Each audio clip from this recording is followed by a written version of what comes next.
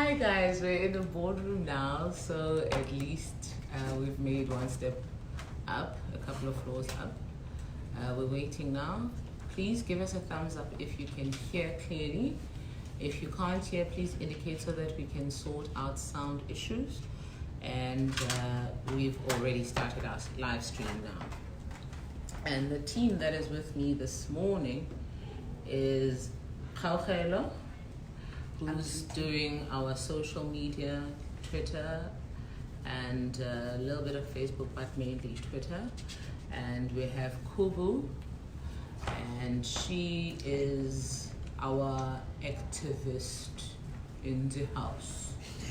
And then we have David, my personal bodyguard. He actually kicks butt, so don't even try anything because he's here to protect me. And then behind the camera, just turn it around so that they see ya. Yeah. Upside down. Am I visible? Yeah. That's Hedwig. That's Hedwig. Yeah. And of course you got me, Ms. B, opera singer with a heart of gold. And all we want is just to make sure that everybody be good and be ready. As soon as the DG comes in, we'll start the meeting and you can be part of it. Also, just to say that we're going to keep streaming now, so we'll stay live so that so people can start joining the live feed. Absolutely. So the live feed stays on. So if we do anything strange during this live feed while we wait, don't judge us. We are human.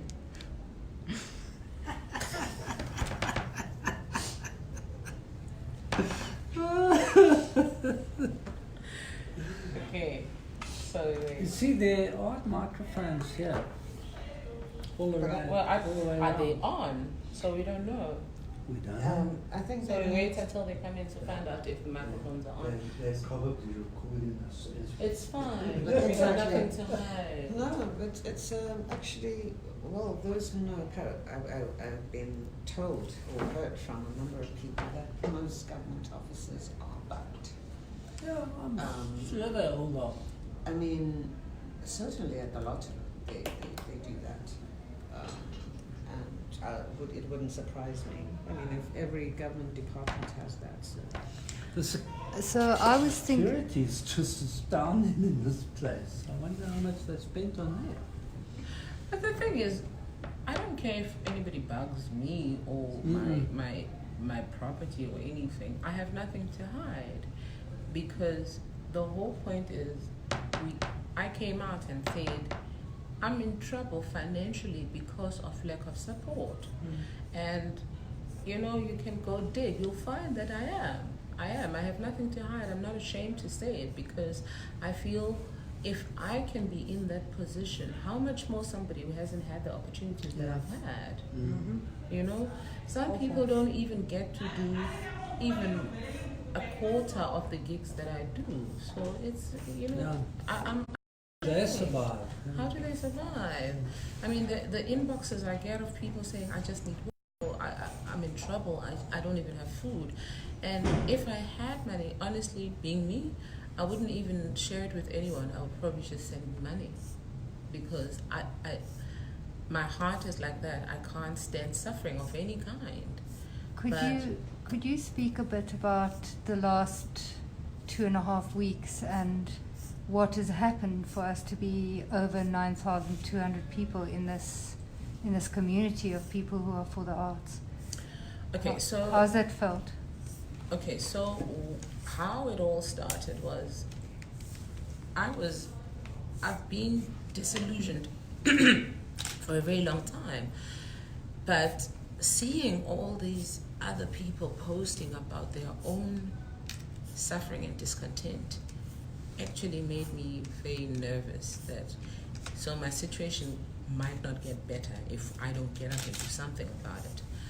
And I saw that Vatiswa and Ndara wrote a letter, and quite frankly there was no response, and I was concerned. So I thought, what if I wrote a letter and somebody else wrote a letter and all of us wrote a letter? So I thought my actual honest initial thought was, if I write a letter and maybe somebody else picks up on it, maybe 10 of us can write a letter.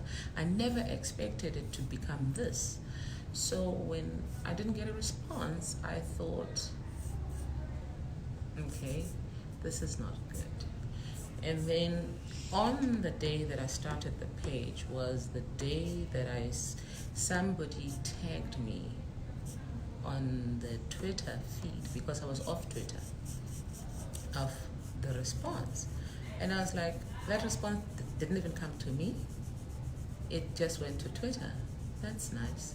My letter was on Facebook. If you're going to respond to me, at least even try Facebook, at least. In any case, so I decided I'll just create a page, see how many of us. If we get 1,000 members, that's a lot of people, you know. I never expected it to become this. I am definitely sure I'm no revolutionarist or anything. I'm just an opera singer with a heart of gold. But the past That, my dear, is a revolutionary. What you've done is revolutionary. Don't never underestimate that, because the people have spoken. They have. And so in the past 2 weeks, literally we've grown on average 500 to 1,000 a day. And all the stories we've heard from the beginning, I mean, David, who was there the very first day I started the page, has seen how people all come out with the same story. We are just hungry, we are tired, we are discouraged, we just want hope. That's all they want, hope. So they're asking that the sound of the pencil is interfering with the audio. Oh, okay. So, No problem. So- this feedback is good. Yeah. So I don't know, maybe David can also share a little bit of what his experience in the past 2 weeks has been. Yeah, you know, I think it just comes back to the same issues that we all face. The first thing is that artists in this country are disrespected. We are disrespected by government in a huge way. Secondly, arts and culture in this country is not valued. And I've seen it throughout. I mean, there will be the odd event organized and some people will get money and stuff. But generally, arts and culture is not valued as the core of the nation, the soul of the nation. And, you know, they go on about social cohesion as if we are, you know, little wooden figures that have to be stuck together with glue. But it's not that sticks the nation together. It's the Springboks winning, or it's Sibongile doing a gig at the Royal Albert Hall in London and being seen by people. It's people like Kgauhelo with you know, Mamela. It's things like that hold the nation together and make us proud. Not social cohesion, because, you know, we have a like wonderful flag and everyone flies it. So why do we have to have a campaign to fly the flag everywhere? We don't do that anyway. So you see, I think arts and culture is not valued. We are disrespected by people who are employed to serve us, public servants, not civil servants, because they are not civil. They are public servants and they are meant to be serving everyone, and this is not happening, and funds are abused. There's a lot of gender-based violence in which artists are saying officials are being implicated in that, and we are trying to get evidence and we're trying to find out why these things are happening. But patriarchy seems to be a huge issue, and we need to deal with these issues. And so I think the fact that 1,200 people have just joined this group in 2.5 weeks is phenomenal, and it shows because they're all saying the same thing. The Department of Sports, Arts and Culture is not responsive. They are not managing things in the right way. And so, you know, we aren't here to fight with them. We're here to try and correct things. We're here to say, you know, you have to respect us. There are many of us with, I mean, if we have to add up all the years of experience in arts and culture and the institutional memory of the artists, it'll be thousands of years. But in fact, our ideas, our proposals, our things that we feel are important for arts and culture in South Africa are not respected. They are not heard. They are not listened to. DSAC's become a box ticking exercise every year for the like annual report, but we don't know what everyone earns there. There's a lot that's wrong, and we just want to fix it because the people of South Africa want it fixed. And just to add to that, fighting for arts and culture does not undermine science and technologies and economics. All it says is that the narrative of social cohesion has to filter in the arts and culture, which is the balancing factor. It's the one that brings balance. You know, we literally just level the landscape, because a lot of the problems with drug abuse stem from the fact that people are bored.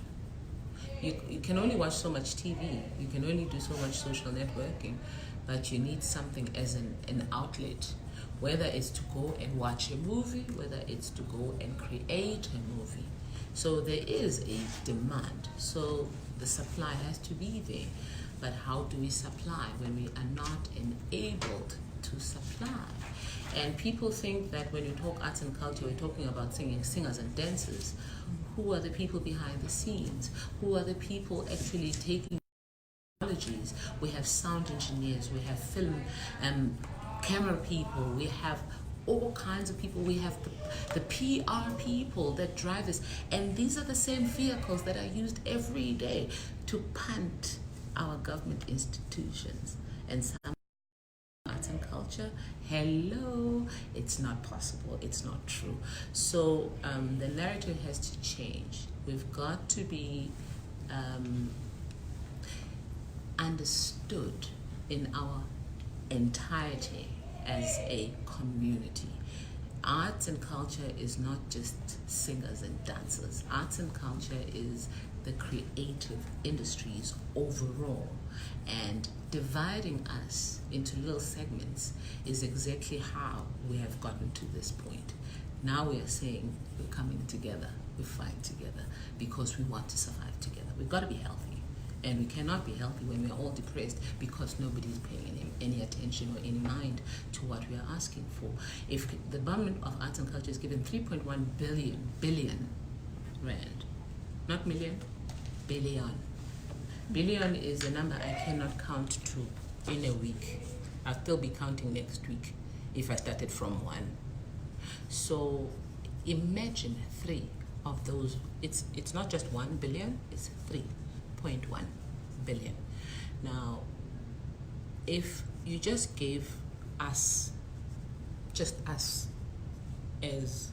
the Society of Armed for the Arts, 1 billion, and say, okay, here, see what you will do. I promise you, we will show you flames, because we will restructure this industry, and it will benefit everybody. We will not be sitting there changing names of this and that. It was a beautiful exercise, necessary, but it doesn't change the history. It happened. Right now, we need to live, and that's where we are. What time is it now? Right now it's 12:08. So they're 40 minutes late Yeah. for the start of the meeting. Yeah, Yeah. they're 40 minutes late. But you see, here's the thing. If we walk out, we've defeated ourselves. Hello, ma'am. How are you? Oh, I'm sure if I'm in the right meeting. Huh? I've just been requested to attend. I don't see anyone from Intel. Which meeting are you here for, ma'am? For the DG. Yes, the right Is it meeting. this one? Yes. Are they on their way? We have We no have idea. no We've idea. been waiting. They're 40 minutes late, and we don't don't know. know why or where they are. Nobody's or come to what's tell us what's happening or happening. anything. Thanks, Thank you. darling. Thanks. There you have it. That explains That's why exactly we're here. it. That's why we're here. It's because of I this. don't even know why kind of I'm thing. here. I don't even know if I'm in the right meeting. It's just I've been requested to be I- here. I haven't read up on who Sibongile Mngoma it's the is. DG's meeting. So whatever said here could mean something or nothing, because I don't know. Is this the right meeting? Is this how we are running ourselves? Come on now. Cool. Please say something. Well, you've witnessed what's been happening so far and following this journey with us. Arts and culture is pivotal in any society. It's the heart, it's the arteries of a society. We cannot be a society without arts and culture. And we find ourselves 25 years into democracy at this crossroads. And we have to ask ourselves, what have we done to deserve this? What have we done to deserve being ignored, being treated disrespectfully, having no foresight for the things we experience as artists? And this is, it goes beyond funding. As Ms. Mngoma mentioned, arts and culture gets something like 3 billion rands. And we understand that some of those monies, as our constituent has said, goes to the Lotto and to the DTI and to the IDC. But why are we here? Because in as much as we can affirm ourselves, How was it? Please, Hey. Madam. Hi there. How are Hello. you? I'm Hedwig. Pleased to Okay. meet you. Kabazet,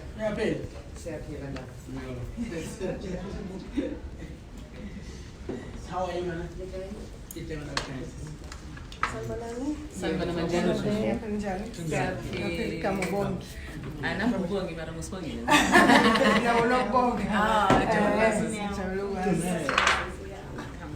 As long as I such a son and actually Sibongile Mngoma. Nice to meet you. May I? How? Okay. This is your bag. Can I keep it? Yeah.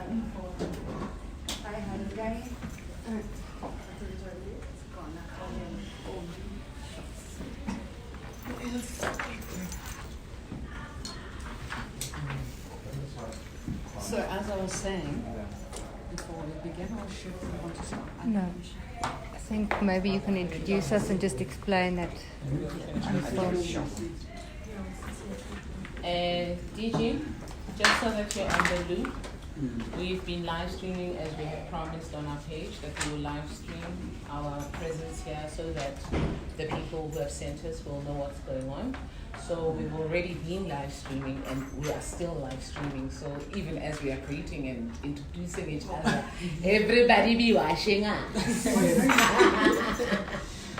No, that's fine if we start. But when we start the But thank meeting- you for allowing us to live stream because we just wanted transparency. Thank you. But when we start the meeting, we will stop live streaming. We will discuss our matters after that, then we can, whatever we like to live stream.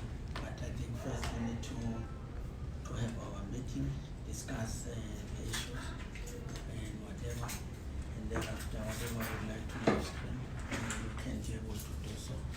given towards the end of the meeting. But for now, I would request that we have our meeting. And not live stream it? We'll Meeting, because we wanted people to know that there's nothing untoward that is being discussed here. They need to know that whatever is being discussed here is what they've raised as their concerns, and that's why we're live streaming. No, that's why I'm saying after the outcome of our meeting, everything can be live streamed. It's going to be problematic, DG, because the request was, can we live stream the meeting? And if we can't live stream the meeting, then we will be breaking our word. And for us, integrity is key at this point. So ngiyacela ukuthi see live stream. There's nothing that is going to be said here that is out of, you know. Can I just establish something? I'm not too sure whether is this a request that is coming now, or it is being made prior, and secondly, The request that came immediately has it been duly approved, or what is our stance? Because then from where I'm sitting, my approach would be different to say we request this to live stream before even you take pictures and all, and then we agree whether we are live streaming or we have an objection. So maybe let's deal with that. Yes. Okay, and I will reiterate what Ms. Mngoma has said, there is nothing untoward about live streaming. We have a mandate from our constituency, and the request was made prior to the meeting that this would be live streamed so that our constituency, who is currently watching, can see what the discussions are about. There's really nothing. There might have been a misunderstanding around it. I agreed on the live streaming, informing people about the meeting, not necessarily live streaming the meeting, but it was about informing the people that there is DG Ms. Mngoma approached me and raised the issue, and then I agreed. But if I'm the one who misunderstood the issue of live streaming the meeting, not necessarily that we will be meeting or having this, then it's clearly we can't break that promise. I think we don't want to break the meeting on the question of whether we're live streaming or not. Just the risk of that is that people have a tendency to play to the gallery, and I don't want that. I just prefer deal with the matters, resolve the matters, then communicate to the constituency. That is what I would have preferred. There is that habit, to try and play one another now because I'm live streaming, and mine is just in that principle. All right. Yeah. Okay. I can respect that, and I can promise you we are not here to play to the gallery. We are here to resolve as much as we can in this meeting. Khubu, there is a police. Do we still have to make a break the meeting? For me, DG, for so long as they are saying it's going to be used for an intended purpose, and we don't find ourselves having deviations afterwards, then that will be a betrayal, for a lack of a better word. So if the purpose is for that, then personally I have no objection. Personally. Teacher Mamela, my concern is that it depends on the content of the discussion, because if we're gonna be naming people and so on, and we are not there yet, not understanding the confidentiality of what we'll be discussing, I will have a concern there on my side if we're gonna be mentioning people who, or things that, or names of people who have not the right of reply, for example, who are not here. It will be very unfair in such instances anyway. Okay, I'd just like to respond to that. This is not what we intend to do at all. Because this is not about individuals. So it would be disingenuous of us to, having been invited, the DG having invited Ms. Mngoma, who then asked the rest of us to be part of this, it would be totally disrespectful to come into such a meeting and be talking about individuals, because that is not the way to do things. I think we're all mature enough to understand that. And just to add to what Khubu's saying, I think when the DG called me, I said to him explicitly, this is not an exercise to name and shame anybody. This is not an exercise to break anybody down. This is what we want, is to get ourselves as an industry healthy. And we just need the partnership of the Department of Sports, Arts and Culture with us to ensure the health of our industry. We're not here to name and shame or to embarrass anyone. We just want to fix things and get things right. And we are hoping this meeting will start that process going. Yes, Chair, I just think it would be beneficial if we knew who the other officials are who are with you, and we know who they are and what they do. Thank you. No, we'll do that. I just wanted us to sort out that matter, because I think we're coming from a different point of view, which I think we have resolved. We will be recording the meeting properly so that there is no inaccuracies in what we have as record of our meeting. Then we've got the agenda in front of us, and the agenda is opening and welcome. We'll then have the introductions, and I hope that we capture correctly that it's a meeting between ourselves and Ms. Mngoma and associates. Am I correct to put it that way? For now, I do not know what to say. I can't say Ms. Mngoma and friends. So we just found a more professional way to capture it, because we're meeting people who are in the industry and we are here to serve at the end of the day. Exactly. And it is why we thought that we put that way. So the agenda is like that, and then we'll have the inputs based on the genesis of why we are here, and be able to then respond where we have to respond as a department, but discussion on the way forward, and welcoming the comments by Ms. Mngoma about the willingness to make sure that not just that the industry is healthy, I can just say that the industry thrives. That is how it's most important, because arts, culture, and heritage is part and parcel of our real identity in this country. With it succeeding, we as a country are successful. So that is the agenda. Are there any additions or subtractions? Okay, if that's the case, can I then assume that we have adopted the agenda and welcome you to the meeting, and express my gratitude for the fact that when I requested the meeting to happen, it was received positively and quite warmly in our discussion. So here we are.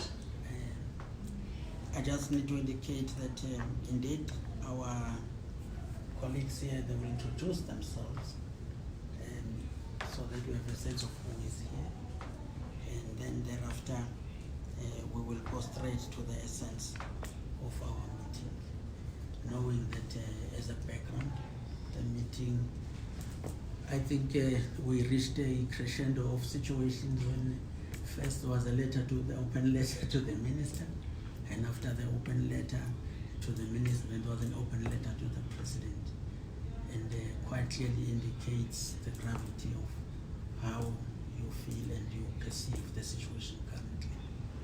And the only way to resolve it is through dialogue and engagement. Throwing stones at each other from a distance has never resolved anything. So we thought it's important that we do engage and And I was happy that was also the fair attitude Ms. Mngoma indicated to me when we discussed.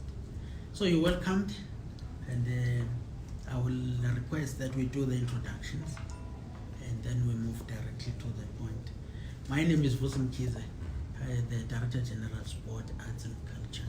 So can I ask you to speak up a little bit, because the feedback we're getting is that people can't hear. So if I could just ask that everybody speaks up for the sake of audibility, I'd appreciate that very much. Thank you. Okay. I am Makoto Matlala, the CFO for DSAC. Greetings everyone, my name is Ubongi Ramalepe, stakeholder liaison in the Office of the Director General, also Acting Director Communications. Thank you. I am Sizayele Dlamini from Risk Management. I'm Tigara Mushoki from Legal Services Unit. I'm Matsubani Kekana from Internal Audit within DSAC. Great. Okay, my name is Kgauhelo Dube. I'm an arts practitioner, and I'm here as part of the for the arts movement. My name is Khubu Zulu. I'm a feminist. I'm a revolutionary. I'm an arts practitioner. I'm an organized, skillful person who wants to prepare the next generation. I am with the movement. I'm for the arts. Thanks for the invite, Ms. Mngoma. I'm Sibongile Mngoma, opera singer, voice coach, administrator, producer, director. Well, Dibalandun. In any case, I'm Sibongile Mngoma, opera singer with a heart of gold.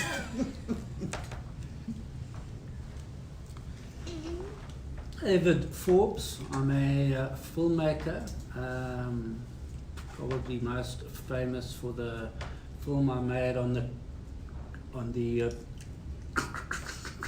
Hedwig 4, an award-winning film. Yeah. And I'll just introduce myself also. I'm Hedwig Barry. I'm a filmmaker, I'm a visual artist, I'm an activist, I'm a mother. I'm a supporter of the I'm for the Arts movement, because artists matter. Oh, thanks very much, Ms. Farron. I think we're in your hands. Okay. From our side, DG, what we came here for is to respect your request to meet, and I believe, as you expressed, you have been following the dialogues that have been going on, especially on the page, and you've read the 2 letters to the Minister and to the President, so you know our concerns. Today, because of the short notice of the request for the meeting, we cannot tabulate all the concerns that have been raised. What started out as my individual concern has included an entire industry. And because we all know how diverse the creative industries are, we would need more time to actually come and present a fully prepared and logical mandate from our constituency. But we just wanted to show you good faith and respect the request and show up and say we are here to afford you the respect that you deserve as one of our leaders, and we will not disrespect you by not showing up. So we are here actually just to hear what you have for us in response to what you have seen so far. And we are hoping that from this meeting, we will go out with the date for the next meeting for us to present what we have for you, because we didn't want to just say, no, it's just too soon, because I think that would have been very defeatist. So that's what we are here for. We just want to hear what the department has for us in terms of, based on what you have observed, what are the possible deliverables? I know one thing, if I had to draft a letter, it takes 5 minutes. I can just draft a letter, sign it, deliver it today. What are your deliverables today? What are your deliverables within a week? And I think that's what most people would like to hear. They don't want to hear about us discussing, about us strategizing. It's been done for 25 years. It's time now for the deliverables. People want to know, how are they going to actually practically, tangibly see a change? So for me today, I just want to hear from you. What are your deliverables immediately?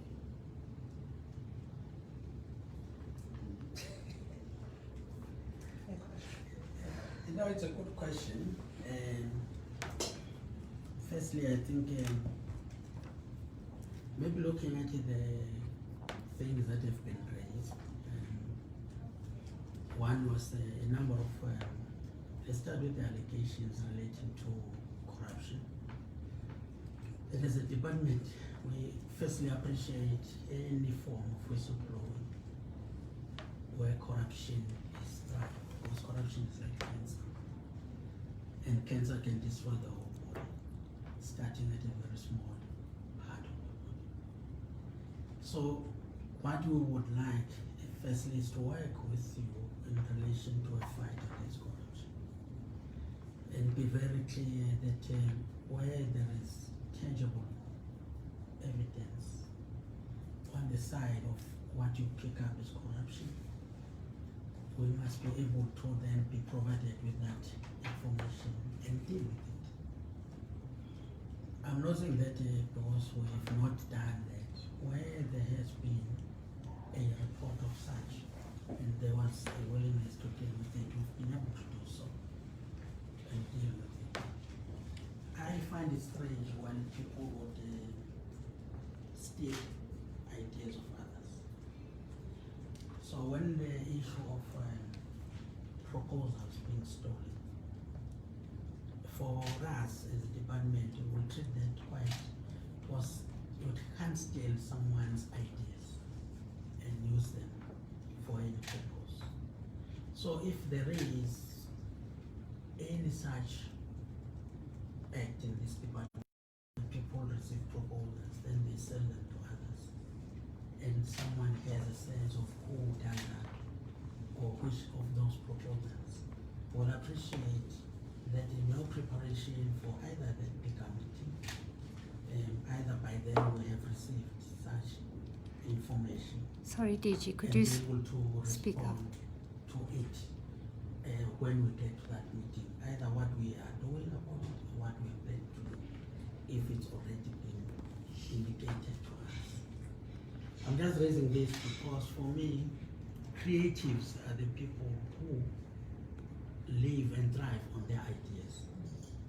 So you can't afford to have someone stealing one's idea so that he gives it to a friend or to an associate. It's something that we all have to work against and be able to deal with it. But the problem usually is when then such an allegation is leveled, nothing comes forward to say, DG, this is what we have to raise. Fortunately, South Africa has got also what we call the hotline, where corruption hotline can be reported if people want to be anonymous. It's whistleblowing and protected disclosure is there. So we should be able, you must be able to help us clean the industry, clean the department if ever that is a case. Could you speak up a little bit, please? Just, we can't hear you so nicely. I'm getting a lot of comments saying we can't hear. Yeah. So I was saying that is one of the key areas that have raised quite concern for me. Minister Mthethwa had met with, I think was it the hip hop group also. This matter was also raised, and Minister made that undertaking that if you provide us with such, we will definitely act on such allegations of corruption. So, Sisbo and the team, for us, help us then to deal with it. We, as you know, today you can say about my team risk. I brought internal audit, that is legal services, because we thought they should be able to hear if there's anything we need to follow up from this meeting. We act on it. We don't say we will act on it. So that is why they are here to make sure. So that is one of the key areas that I think I saw is deeply concerning from your side as an industry, and you want us to address. But as I said, we need to work together to deal with that element, because that is our commitment to South Africans, to have clean governance. Now, the issue of what you have raised about what is the mandate of the department is, what we're supposed to do. And then I think maybe there might have been also why maybe in the bigger meeting will clarify the statement relating to social cohesion. I'm saying that because, as you all know, South Africa never had a real nation or a conglomerate of either treated as tribes or race groups. In fact, if you look at the foundational acts of apartheid, was a Group Areas Act that intended to separate South Africans, pit them against one another. So I think, and we believe that the industry has worked quite a lot to bring us where we are,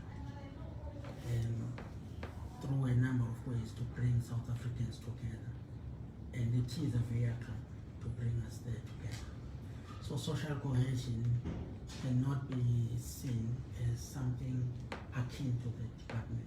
In fact, it's a heartbeat of the department, because sharing places together, whether it's through festivals, whether it is through events, national nowadays, it brings us as a team, as people of South Africa. So we need to work together to build that society. But at the heart of it, all of us agree that the creative industry plays a crucial role.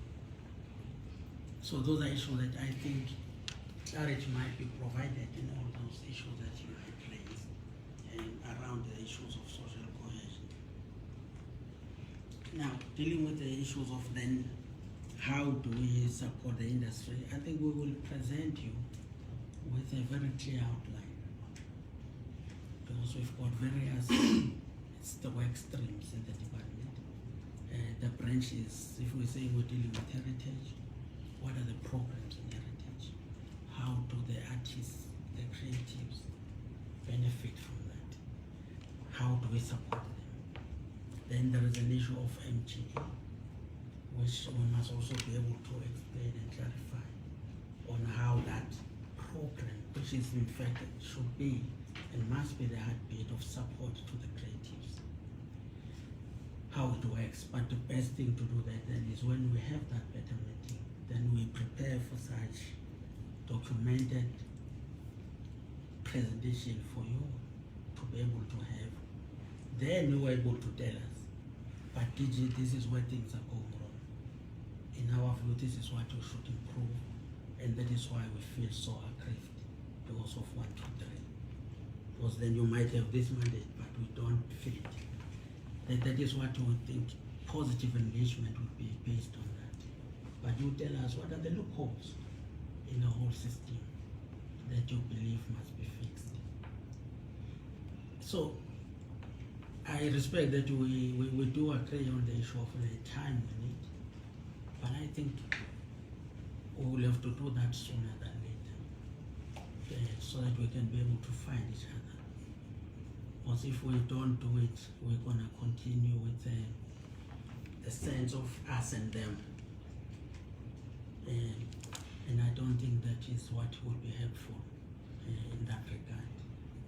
We provide a lot of financial transfers and support to people, a number of beneficiaries that we have.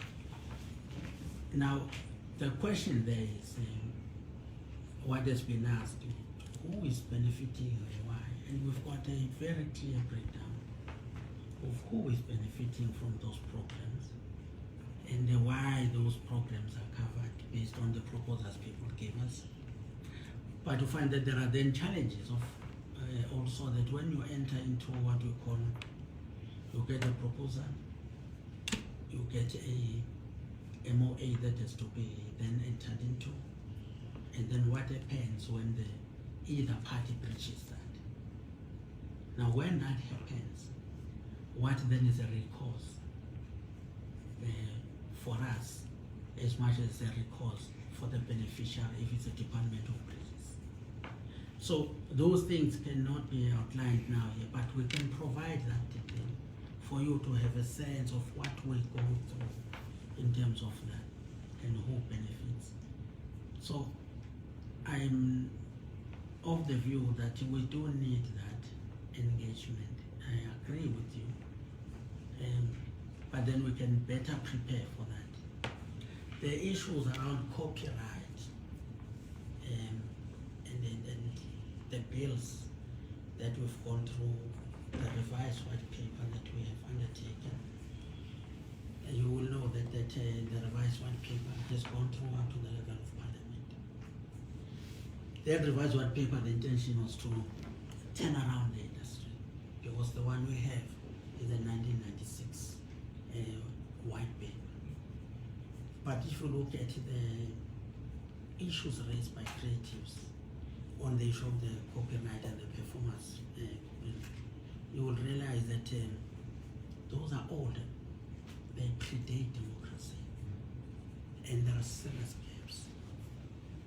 Now, there are questions on whether the president should sign or not sign. Engagements have been that what is the voice of those who say sign, the voice of those who say don't sign. How do you bring these two parties together to agree on what can work now and what is it that will impact negatively on the other side? Because it's like now we must decide between the two, pro and anti. And that is why then the president had said to Minister Mthethwa and Minister Davis then, meet with the creatives again, try to find the solution. And we met them. Again in that room, I can tell you, they were divided. Definitely divided. So that we had to ask them, can those who are for meet this side and those who are anti meet the other side? Come back, we had to break the meeting and then ask them to say, what is the way forward? So the president is applying his mind on that and referred the matter also for constitutional master testing so that we see what needs to happen. But for us to discuss those things, we'll need more time, because at the end of the day, those laws are expected to regulate the industry and how the industry should benefit from them. The revised white paper is at that level of the Parliament, and so we will still continue. We are hoping that it can be passed. The sooner it is finalized, more of benefits will accrue to it than we do have. So in terms of legislative framework, we need that further engagement. Eventually there must be conclusion around it. But you need the voices. But the industry, in fact, the ball is in the court of the industry to say, do we agree, President, we are advising you, sign or don't sign. But the President, in his wisdom, engaging with the ministers concerned, there was then that also need to say, will this pass a constitutional muster? And that's what the President is applying his mind on. Yeah. But we can have more discussions about the objects of that in that proper meeting. Maybe you can also give us advice. What should we say to the President? Sign or don't sign? DG, thank you so much for that. I actually just want to raise like an overarching issue, and I think a lot of my colleagues within the movement of for the arts have raised this issue, and that is how we are framing the creative sector. From what you've said, what we read, what we experience via the Department of Sports, Arts and Culture, is that there is, even when you start referencing a professional sector as the creatives, them, it's almost like there's an energy of infantilizing artists. So I raise this because For example, if the general intention or framework of engagements with the sector was from a professional perspective, we would not use words such as support. We would use words such as service, because you are servicing the sector versus supporting, because when we start using that kind of vocabulary, then we are saying that it's almost as if it's social development. So I think, even when, as you are plotting a way forward since it's the beginning of the year, I think we really have to be mindful of professionalizing our interaction with the sector. Can I come in a bit on that, Kgauhelo? I think the issue of the sector, you remember I started with the issue that we should be of service to you. We should make sure that the sector thrives. And when Mrs. Moore indicated that the issue is that how do we work together to make sure that the sector is healthy. Now, we have such a difficulty within the sector in the number of different voices, not just within the subsector. You find that even within the music, in that sector itself, people will be having so many voices that are different. You go to, say, let me engage with the fine arts people, they have a different voice. That's why I agree with you. For us, we are at service, and we must be of service to you.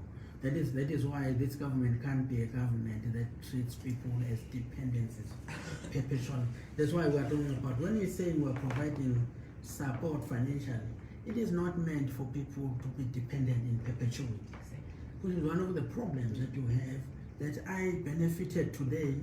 There are people who then want to benefit for life, closing opportunity for others. Because we only have a limited size of page government has. So when we talk about even what should be the exit strategy after we've provided support for you so that you are self-sustainable, so that, because this government has made it clear, this sector must create entrepreneurs, people who must be able to thrive and work on their own. So when we talk of support, it is not because we are treating you as kids or as infantile. It can't be. In fact, we believe that you are the ones who must inform the program of the department as a creative sector. But you can't get that when a sector is this divided. And that, I think, that's one of the challenges we have. How do we bring unity of the sector? So can I Can I just jump in right there? Yeah. Again, today is not for us to raise the issues, okay? We will come back and discuss the issues when we have done a comprehensive compilation of all the grievances, precisely because of the point you're raising about this sector cannot unify itself. We have proved in the past 2 weeks that we are capable of putting one voice to every segment of this sector. We cannot, in this day and age, be behaving like the apartheid regime, separating people according to how they practice. That's what they did to us as black people. I mean, come on. We cannot now be the ones who are behaving like that. 9,200 people came together in 2 weeks to say, I'm a visual artist, I'm a rapper, I'm a singer, I'm a dancer, I'm a filmmaker, I'm a cameraman, I'm a sound engineer. All kinds across the board have come together. You can go through the page today. You will see what people are saying. So right there, can I just ask, can we stop apartheid narratives? Because that is exactly where the department is failing the sector. The minute you start saying, we talk to the visual artists, why are you talking to them separately? Why are you not bringing us all together? What is the department serving the artists of this country? I understand the international mandate, I do. And it's very important for us to function globally. But there is something called charity begins at home. Our artists are dying poor. Our artists don't have food. Every day in my inbox, I'm getting requests for food, bread, basics. And I understand you saying that you are supporting. If you are supporting one person who creates work for 8 people, you have not served the industry. You have to support somebody who will create work for at least 1,000 people. Now, if you are giving support to someone who's creating work for 5 people, there's a serious problem there. If we're sitting with 9,200 people who are saying, all of them, I'm hungry, that's 9,200 people who are hungry. Now, add to that wives, husbands, children. That's 9,000 times 2 plus 2.5 children. How many people are we talking about that are hungry? And we're not talking about young children who are saying, I'm sitting on the street, I'm trying to develop a career. We're talking about people who are saying, for the past 20 years, I have been submitting a proposal and I have not been getting any joy because I'm one of them. My proposal is sitting in somebody's email. It's sitting in somebody's email. And it's a proposal. Immediately, it creates work. Immediately. Just to set up what I put down in my proposal, it creates work for 70 people just to start the project. And then by the time you have given the 70 people work, then you start streaming out. You are creating work for another 700 people. All I'm saying is, please, can we just move away from the apartheid narrative of saying this one and that one? We have come together, we have proven our ability to speak in one voice, and that's why we're here. We are here as for the arts, not as Sibongile, not as Kgauhelo, not as Khubu, not, it's literally for all the creatives that have come together. And one last thing that I'm gonna ask that you change when you address us is to say you provide for us. Because the important thing is there wouldn't be a Department of Arts and Culture if there were no arts and cultures. Yeah. And for there to be arts, there's got to be artists, there's got to be creatives. So the department is not like a godfather or big brother. The department is literally what we should be. We are all in this together. It should be representative of us. Who is speaking for us inside the department? I'm sure you are aware that I have said that if needs be, then this department needs to be dismantled. I have said that, and I'm bold to say it again. If the department does not benefit the creators of this country, then the department must be dismantled. And then we have to find a different structure that will then benefit the artists. But that we'll discuss later at a different meeting. But I just got very disturbed when I was listening to how the department seems to relate in relationship with the artists. It's like you are here, the artists are there, and they're like, it just, my teeth just went out. Can I just add to that? I think one of the overwhelming feelings that we've seen from the response from artists, and I've known this, I've been in this industry all my life, so that's like 40 years in the film industry, is that artists in this country are disrespected. We are not treated with respect, and we demand respect.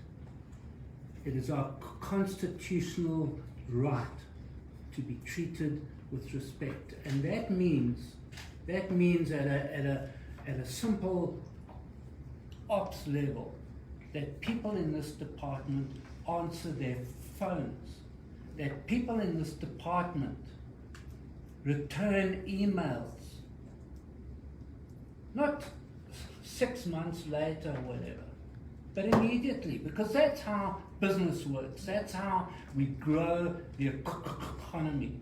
That is how we recreate the whole Mina, and all of that is to treat people with respect, to answer the phones, to answer emails, and to move things forward. Your job as people is to move things forward. You know, and we have lost faith in the department. We feel that we don't trust the department anymore, and that is a terrible thing for us to all be in. And that's what we are here to help you and to help each other to fix it. But it cannot go on the way it is. In support of that, David and Kgauhelo and Sibongile, and I'm glad you actually touched on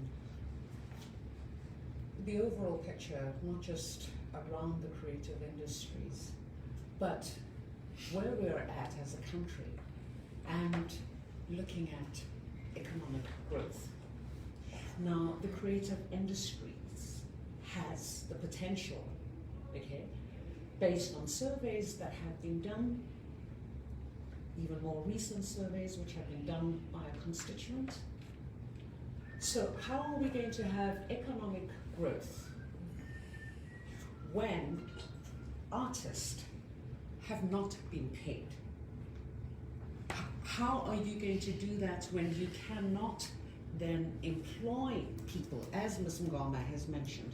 Because if you say that you're serious and you're going to be getting funding, you provide jobs, let's say for 2,000 people. She made the example, if you had to calculate from the constituent, you're at least looking at just as it stands now, 36,000 people. 36,000 people, households, are being affected because their main breadwinners, who are creatives, have not been paid. This does not bode well for an industry that requires and needs to participate in the system for economic growth. It doesn't bode well. Creatives cannot make, most creatives work internationally, globally. How are these creatives going to make business deals with other entities abroad when they are not paid? It causes huge reputational damage. So as a request, because you will be going to deliberate about what is being discussed. Also, can I add, there are lots of comments coming through on the feed, which I urge you to look at afterwards, so that you can see on the ground, as people are participating in this meeting, even though you're not seeing their voices now, these voices are here. People are expressing very clearly what the needs are that they experience. So it gives you a very good sense of what people are feeling and thinking. Sorry to interrupt. So a priority then is for artists to be paid. Those artists who are owed by the department should be paid. That way we will know that the department is serious. And we would like you to do this. And we'll go back to our constituency, but we will give you timelines on those, because it's important. That way we'll know whether the department is serious or not. The second thing for us is there needs to be a moratorium on funding, which we as a constituent would need to look at in the next 3 months. But those things we'll discuss in the next meeting. Okay, Because now you just to mention, you are just listing the specifics. It's too little. The industry is too big. I think the important thing is to understand the massive volume of creative industries in order to be able to tackle it effectively. So now today, Kgauhelo, I'm gonna say, Bala, we are here to establish trust. Our response to your call to come out this morning was just to establish trust. Clearly, there's no trust. between the creators and the department because of previous practices. We would like to believe that you would want that trust to be re-established. I would hope so, team, that you would like to re-establish the trust. So for me, again, I'll go back to my opening statement to say, what are the deliverables in the next 7 days, starting today, based on what you have on the table? Look at what you have on your files, especially in terms of proposals that have been approved and the funding hasn't been sent. Okay?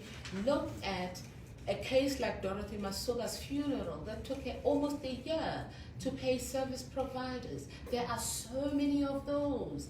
Look at those. Those are immediate deliverables. Please look at those, and I'm just saying 7 days because all it takes is somebody to put a signature, put through that thing, and it's paid, it's done. Because of the pressure that was mounted last week, within 24 hours the payments were made. I mean, the funeral parlor was paid, the caterers were paid. It took almost a year. How? Do we need to fight for every little thing? Are we fighting for scraps like dogs? No. I mean, we deserve a little bit more human dignity than that. Even the Constitution enshrines those rights for us. The Bill of Rights gives us that, you know, right to human dignity. You know, because arts is about human rights. Yes. So I'm just asking for the deliverables. Please go back to your officials that are sitting with their pens and their papers. Ask them to sign the orders forms through so that they are paid. And please give me feedback so that I can say to people, okay, in the 7 days, at least 100 of these have been sorted through. Give me deliverables, Kgauhelo. Give me something to work with so that at least when we go back, we say, here is something to trust. It's not a promise. It's not a strategic planning session. It's just deliverables. Deliverables. And we just want tangibles. People are hungry. I've lost my home. I'm homeless. And I'm still prepared to fight for other people, not myself. I'm not here to fight for my proposal. I'm here to fight for the 9,200 that are saying, I'm also homeless like you. If you, Sibongile Mngoma, an international performer, can be homeless, what about me who's trying to even enter into the industry? So please, Kgauhelo, give us deliverables in the next 7 days. Starting today, if today you can say to me, Awambo, Nyabozin, Nago, saying Nile, Eyabantu about 5. Show me proof. Then I'll be very happy. Then we can then talk about, we will meet next time then to talk about the broader issues of how we clean up the industry so that it works well and it makes your department look good. We don't need unions. We can have unions, they have a place. But right now, the deliverables are in your hands because you're the ones sitting with the budget. You have money to disperse. So please disperse it. Please. Just give people a hope, a hope. We can't be people who are saying, I'm not seeing. How does somebody not have bread in a country that has so many resources? Seriously, please, I'm very sorry to those who need me to speak in English, but for this one I'm going to have to say, apologetic. ngiyacela Kgabazela Mavovo, ngicela ukuthi siqala namhlanje ungikhombise nje ukuthi Mamngoma buka naku sesikwenzile, kusasa Mamngoma naku sesikwenzile. Ngicela ungathumeli official, ngicela le phakathi kwami nawe, ngikhuluma njengomamngoma. Ngicela nje ukuthi ungikhombise nje ukuthi nayi trust so that ngizokwazi ukuthi ngithi guys, at least khona into enzekalayo. Angikhulumeli mina, ngikhulumela labo ke awabo ama-proposal ase-approviwe ukuthi ayiphume phela imali. Khona abantu abasalinda imali yabo 5 years. No, 5 years. Sikweleta abantu imali. So ngicela, those are deliverables. All it takes is a signature. It's an order form, a signature on an order form. Can you deliver on that at least? When I walk out of here, can you give me that promise at least?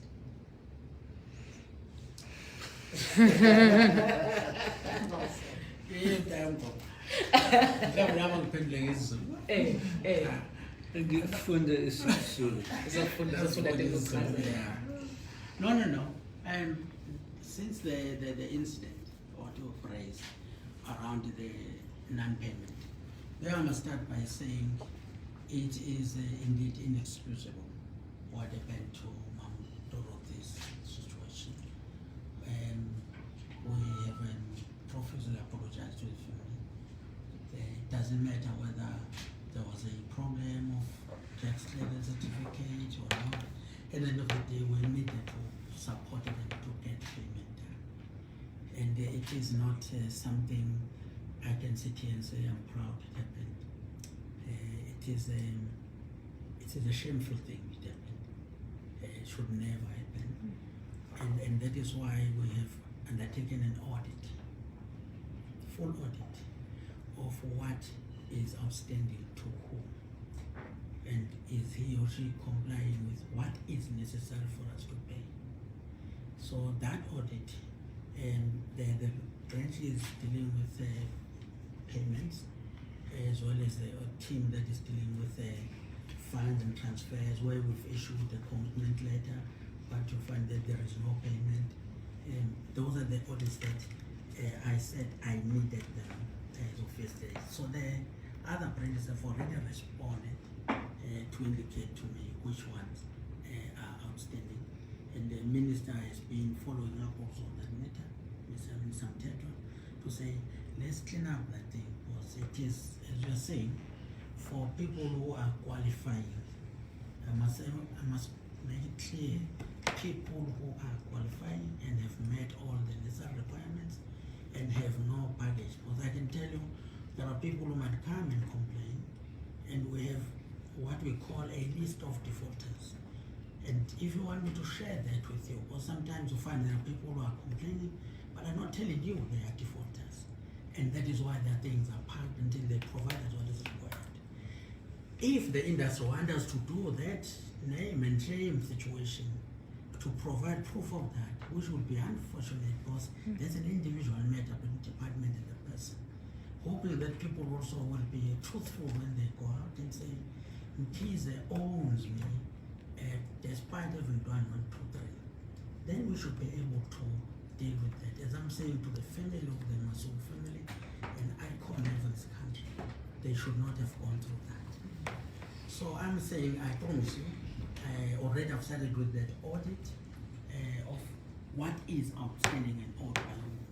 In fact, Minister Mthetwa was very clear in his succinct message, was that you are, if you don't pay people, you are killing industries.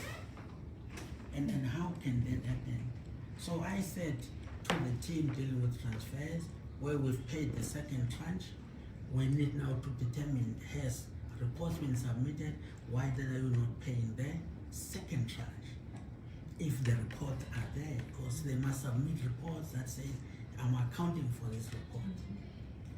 So I will be able to give you that feedback in terms of numbers, if people have been able to submit, and that is what I've audited already. What I've audited is what we are moving with. That I have no qualms to do and engaging with you on how we are addressing those matters. Thank you. The issue of unity, I think I must still emphasize, I think we are on the same wavelength. It's not about apartheid. Apartheid thrive on divisive culture. What I was saying is that we need that united force of the industry. And that is what you are doing. And I think it's a good opportunity even for the department to have this platform so that you can help us then deal with issues where even someone might have been on a periphery not knowing where to go. So I'm saying, yes, it's apartheid thrived on that. Ours is to unite the sector. Because if the sector is united, we are able to also respond to problems of the sector. in that manner and take the sector forward together. Remember, the important thing is the benefit of a country, not of Vosenkize. Mine is to create an environment that makes the industry thrive.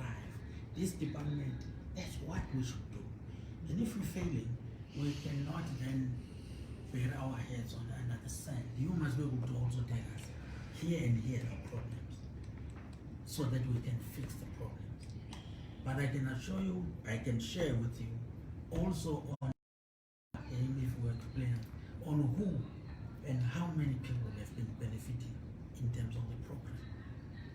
But we can be able to discuss these things in a broader meeting where you would have prepared, and if you can call on those members of the tweet, so that of the movement, not tweet.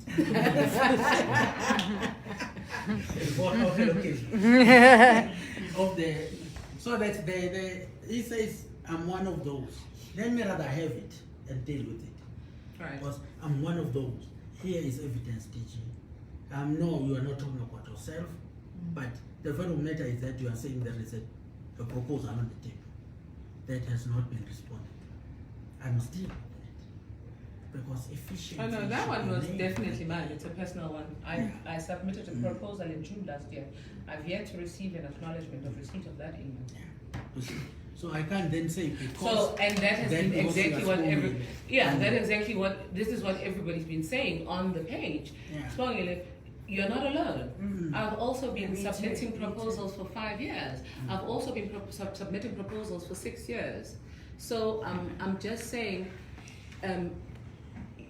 because you call this meeting with me, I will use myself as a reference. It's the first port of call. I can speak from an informed position based on my own experiences, but based on what we have read on their page, I'm not alone. It's a general problem. It's really like par for the course, which it really should not be. You know, when you have more than 9,000 people all speaking the same language, surely we must sit back and say, clearly, there is a problem here. There is a problem. If 9,000 creators, over 9,000 creators can go out there and voice what it is they feel, for 9,000 people to be saying, you know, in our eyes, this department does not lack legitimacy, that's a very painful thing. Because it would mean that people, I mean, these stories are very real that Sibongile Mngoma is talking about, people losing their houses. I've seen this with my own eyes. I know a number of artists who are homeless. We Not shouldn't out be of having- irresponsibility as well. Yeah. What I'm asking is that this page, this movement, is helping us get to that. So if there are those who are saying, I was giving an example because he says, I'm here, this is what I'm going through. And what I have to do is to go back to my team when we live here and say, where is that proposal? Was it adjudicated or not? Was one of the things I had to do with the team. We had to then say, you know, this proposal, when they come, when there's an open call, you need a track and trace system. That's what we've introduced now, an electronic system that will give you a reference number, a feedback per application stage of adjudication. And that is what we've started with the open call for September.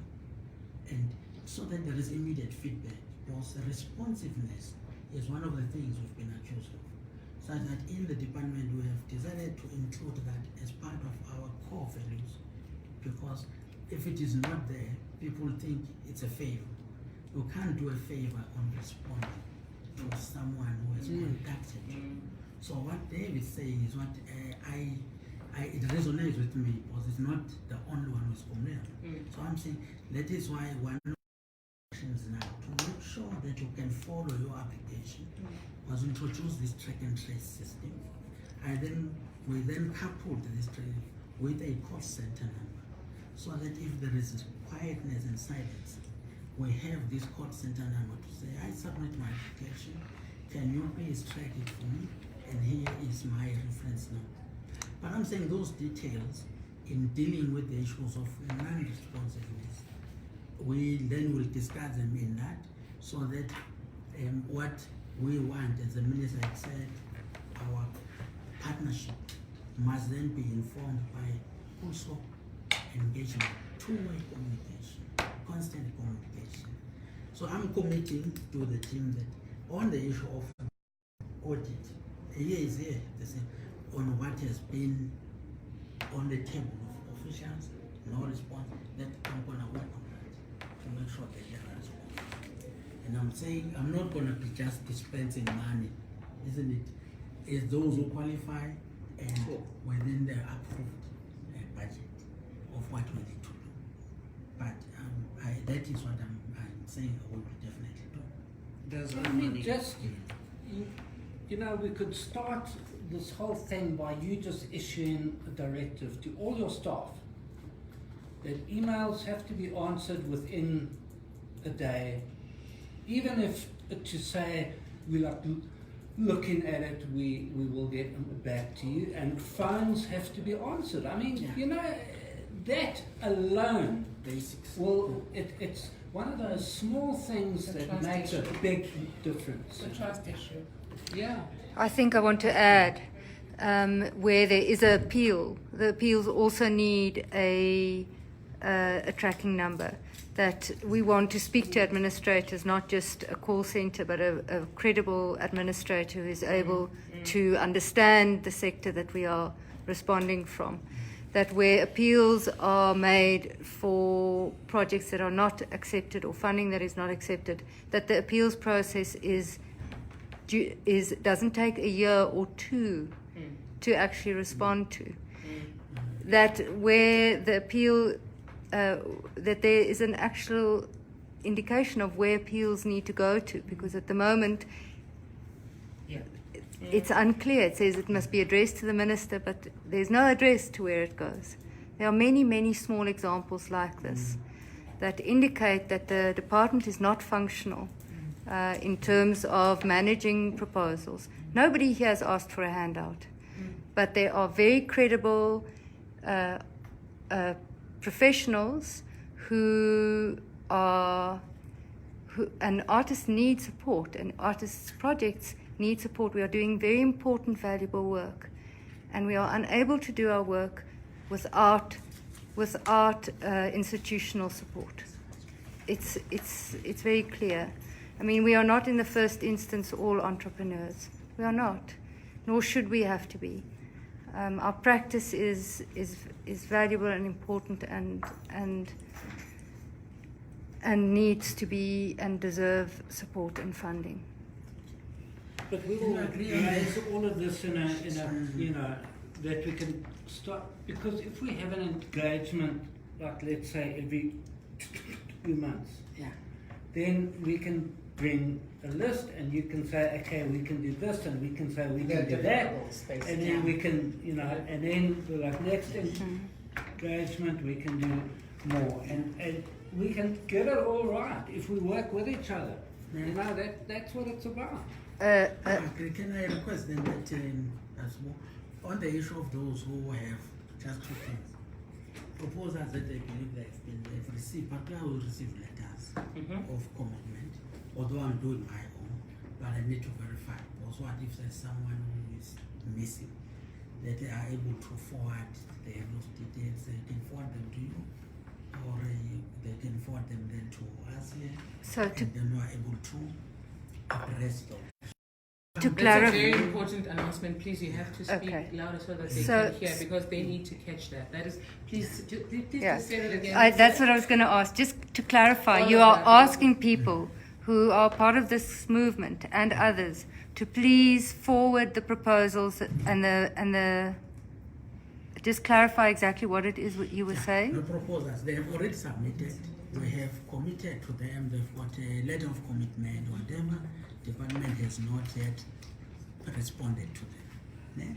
Okay. That if we get that, it will assist us to then trace over and above what the team has done in terms of the audit, so that I know whether I'm missing someone or not. As a team, we will then address that, which is outstanding. I think you need to provide us an internal email address, right?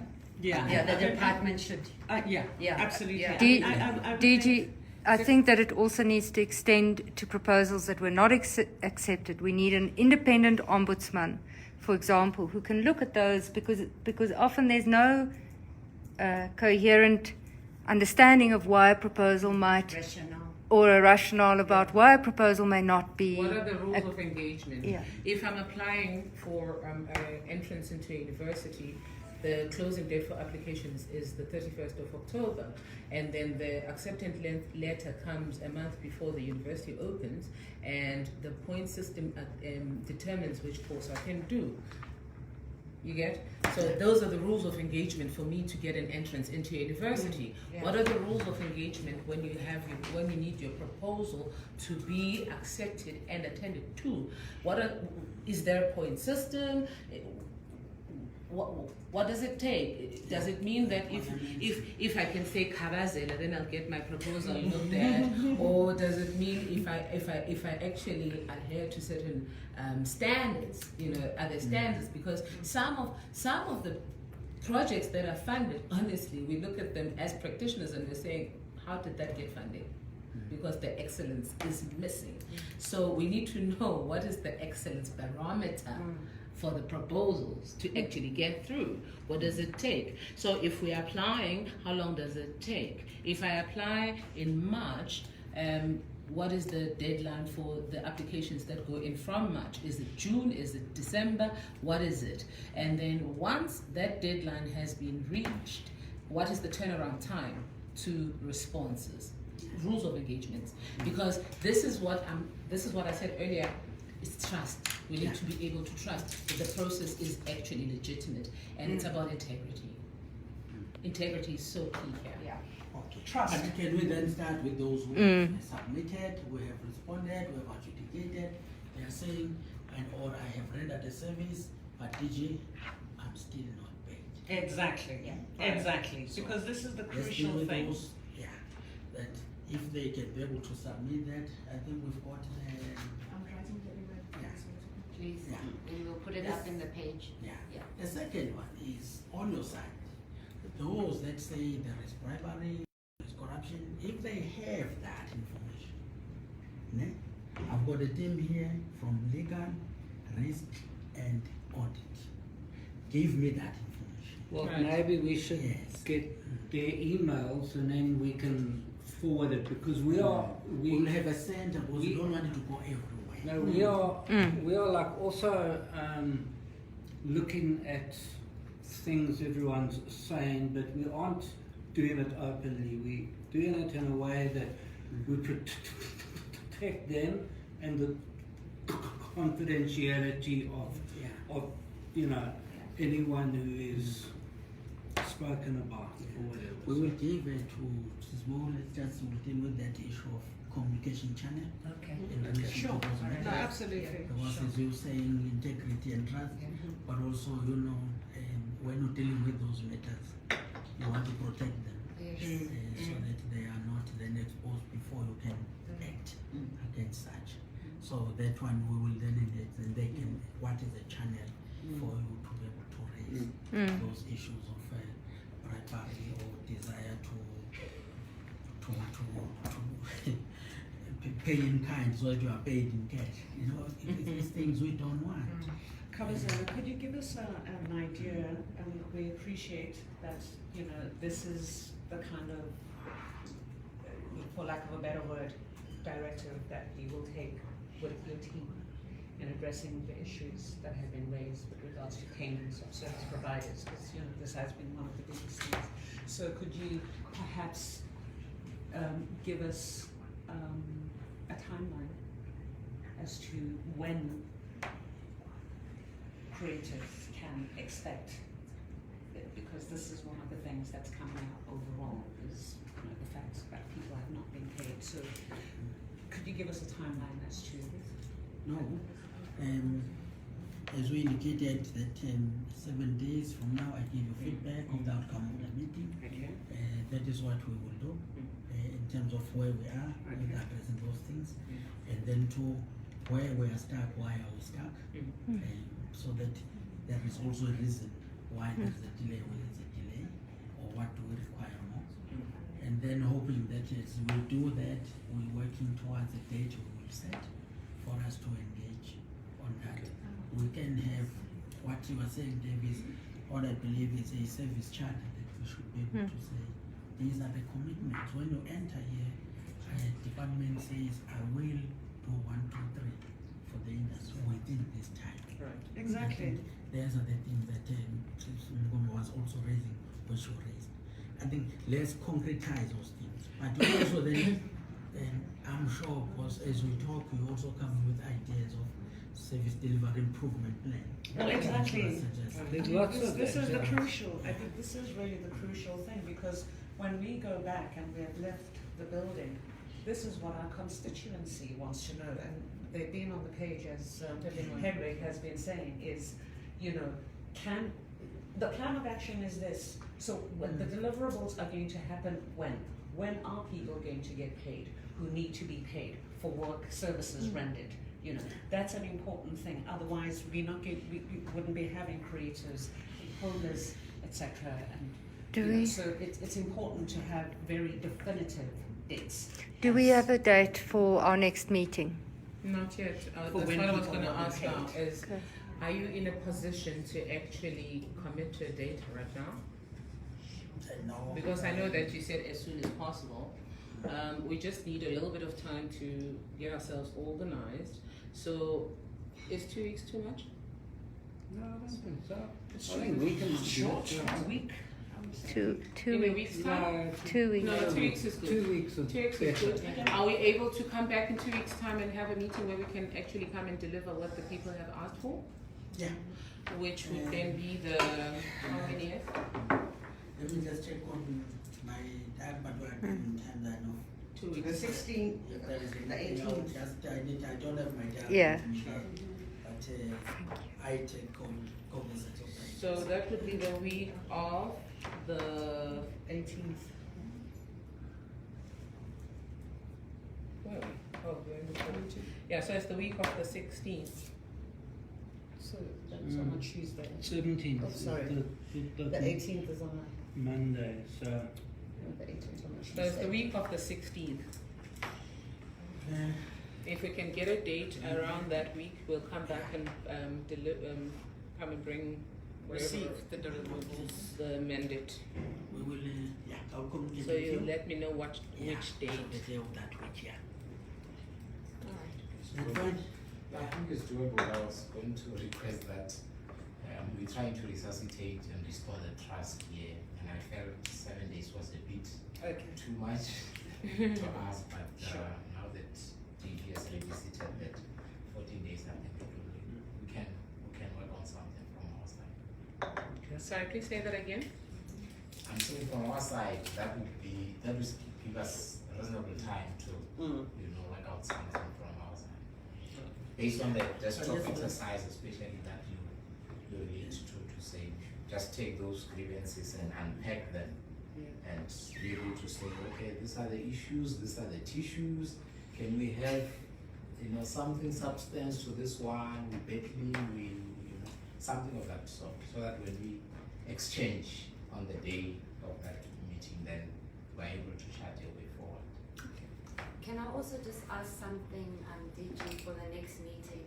If your colleagues could also explain the different units and their functions, because, for example, people are not clear what the risk department does and other directorates, so I think it would also be very helpful for our colleagues to understand the architecture of not just an organogram, but actually an explanation of what the units, the functions, so that we understand the architecture of the department. Yeah. And that will also help in terms of people not just going to one department. person. Yeah. You just go to the department. Yeah. You have to go to somebody who deals with your specific issues. So that will help.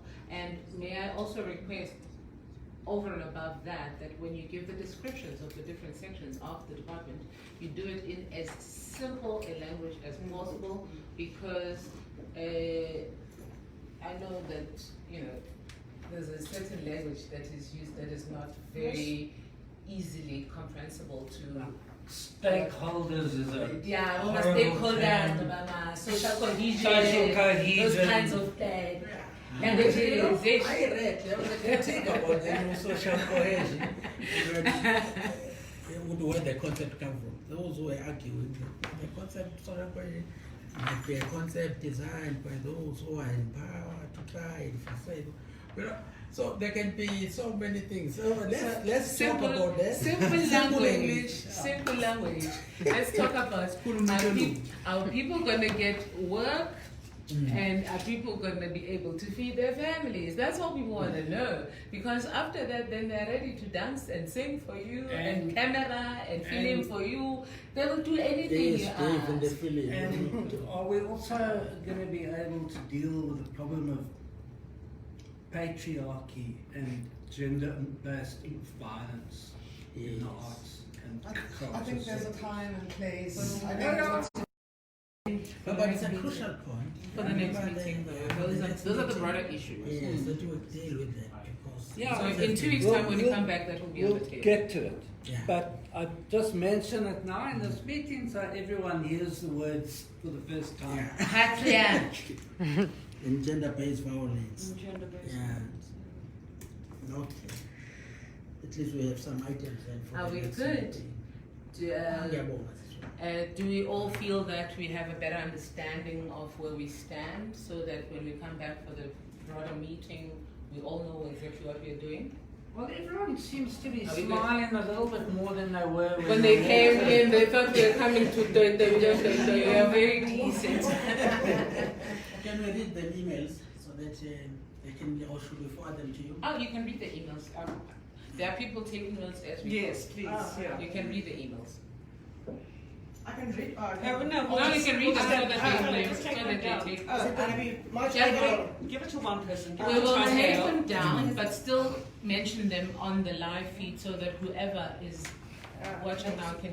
Okay, so what is being provided and what Sibongile Kgauhelo is taken down, which is the emails for the key team that the DG works with, so that we have continued this dialogue and forge ahead and make a better industry, and in time build. It's about building and growing. That's what this Mngoma said when we iPhone. So what are the emails, please? Can somebody just read them out?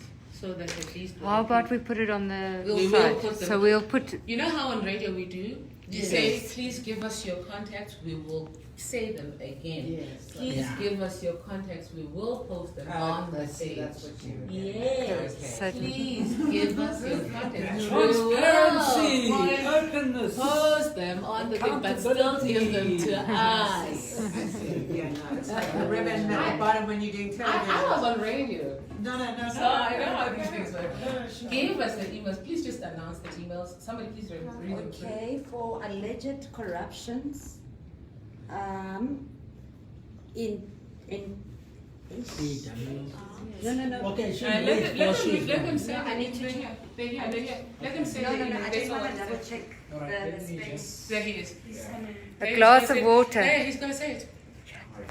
But not first. All right. Okay, for in case of alleged corruptions, the email is going to be EWRM, which is Echo Whiskey Romeo Mike at Department of Arts and Culture.gov.za. And then the second email address is integrity at Public Service Corruption Hotline.org.za. And there's a toll-free number there to dial. You can go to any telecom. You'll be able to call this for free. It's 0800 701 701. So the proposals that were submitted previously can be sent to KEA, as in KEA, Obake. Is it MO? It's OBAKA. Or Obaka? M, yeah. Obakamo. Mm-hmm. Okay, Obakamo at dac.gov.za. An alternative one is Ntombi Zo. ZA. Zama. Zamambo. Or Zamambo. Yes, M. At dac.gov.za. Those are the email addresses. So, but we are clear. Those are proposals that were submitted. We are submitting to say, I am voting KZN. I submitted this proposal. To date, I have not received a response. So, Okay. yes, but you can resend another proposal. I just want to be clear on that issue. So we're not supposed to go and now it's an open call for new proposals. No. We're just saying we need to follow up on what we owe to give People. feedback about. Thank you. Yeah. What is owed to people? I mean, that's quite important. That's the most important thing, so that people can continue their projects. So, I think, any closing remarks you can close? Well, I want to say thank you, because this is the person who will have the final say. That's from, thank you for having us. But, DG, your team members, thank you. Thank you for respecting us enough to engage with us, and we look forward to engaging further, because there's a lot of work to be done. And personally, I'd just like to say thank you for acknowledging that I exist. You know, there's nothing worse than somebody ignoring you, because then you feel worthless. But when somebody acknowledges you, you feel that you are worth something. It builds your self-esteem, and that's what we all want. We just want to have our self-esteem in place. And you acknowledging that what I'm saying is legitimate enough to engage on builds my own self-esteem, and I believe that it builds the self-esteem of all the people who are standing with me right now to say thank you for hearing us, thank you for giving us a chance to just come out and express, at least, even if nothing happens, at least you heard us, but we would hope and pray that something does happen. So thank you very much. Thank you, thank you, thank you, thank you, thank you, thank you. No, from my side also would like to not that it's about pleasantry expertise, but it's to thank you for having really accepted our request to meet, and that you did indeed come, and indeed we are seeking and committed to work collaboratively with the industry as equals, not as junior partners. And I'm hoping that this platform is going to assist us in terms of getting there. And I really say thank you very much for that. We will go back now, it's back to business in relation to the issues that you raised that we can deal with. We'll give you the update, particularly on those that we owe them, the feedback about what should be duly paid to them. We will definitely work on that one, because it means they have done everything on their part. We must play our part. Thank you. Thank you for allowing the live feed, because I think it means a great deal. It expands this meeting into the homes and hearts of many people who desperately feel the need to be heard and who have the right to be heard. So we appreciate that we went ahead with the live feed. I think in the long run it amplifies all the work we do here so much. So thank you. Okay, there's a filmmaker. Do you want a documentary of the process of